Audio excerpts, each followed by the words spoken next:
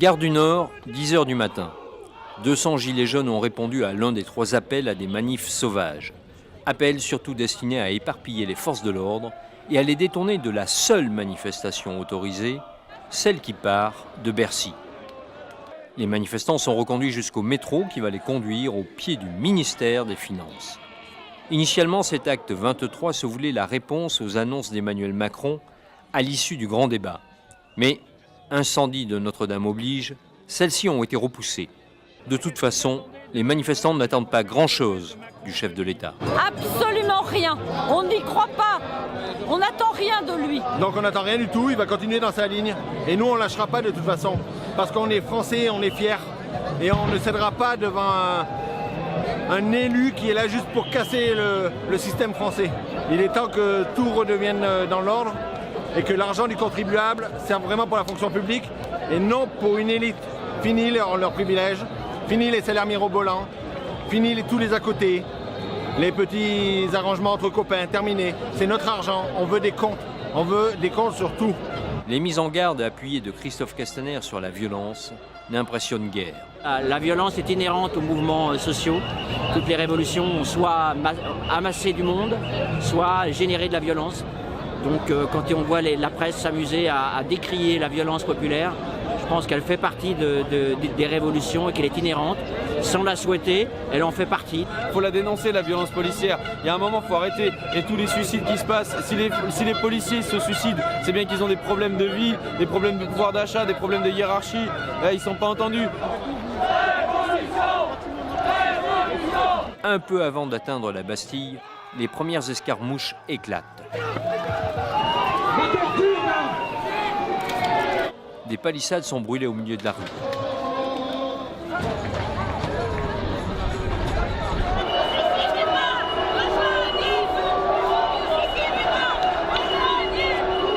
Les brigades de répression de l'action violente, rebaptisées Stormtroopers par les manifestants à cause de leur ressemblance avec les soldats de la saga Star Wars, hésitent sur la conduite à tenir. Une CSI, elle, cherche désespérément la section Victor qui continue sur sa lancée. Un journaliste proteste après avoir été braqué par un policier. Un gradé intervient tandis que ses collègues font dégager la presse. Monsieur, calmez-vous, avancez, avancez. C'est sur les menaces, monsieur. Avancez, Allez. Un peu plus loin, premières interpellations. Il y en aura 227 au total dans la capitale ce samedi. Rue de la Fontaine-au-Roi, les affrontements reprennent, plus nourris.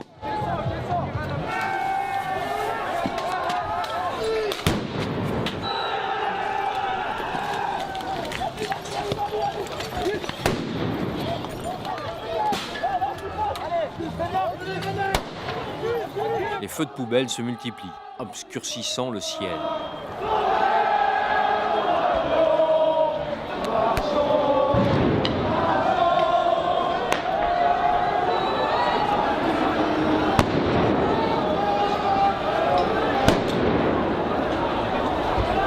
Ce manifestant résiste à 3 policiers avant d'être maîtrisé.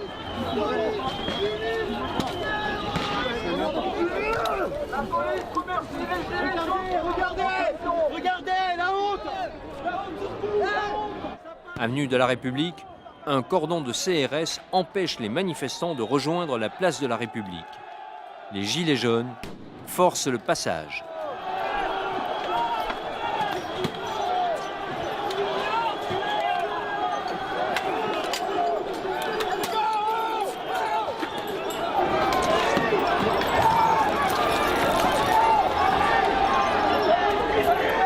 Les CRS se replient avec difficulté. Le cortège fonce en direction de la République. Sur la place dont toutes les voies d'accès sont maintenant bloquées, les charges se multiplient. Le balai durera plusieurs heures dans un brouillard de gaz lacrymogène. Ces CRS à la protection renforcée sont censés intervenir au milieu de la foule. La réaction de celle-ci est violente. Ils doivent faire demi-tour. La BAC fait un usage sans retenue des lanceurs de balles de défense. Les palets lacrymogènes sont aussitôt renvoyés à l'expéditeur.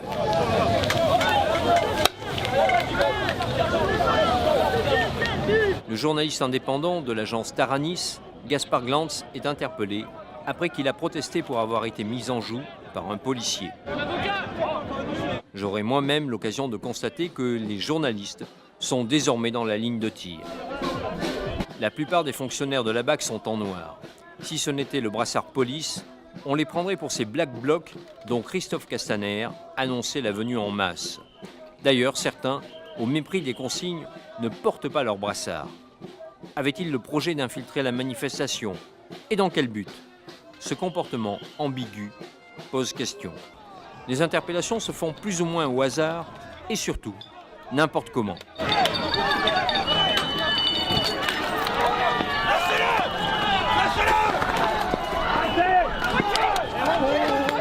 Le manifestant poursuivi parvient à s'échapper.